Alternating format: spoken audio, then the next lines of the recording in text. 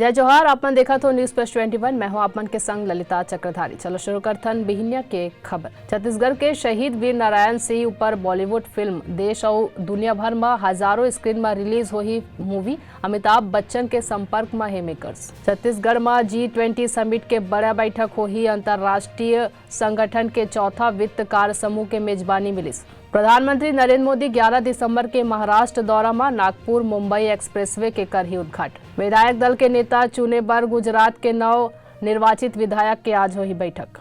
चेन्नई के मणिपक्कम में करंट लगेले 2 लोगन की हुई मौत। पंजाब में तरन तारन में रॉकेट लॉन्चर अटैक के पीछे खालिस्तानी आतंकी के हाथ। बैतूल में बोरवेल में गिरीश लड़का की हुई मौत। 84 घंटे बाद बाहर निकाले जा सके शव।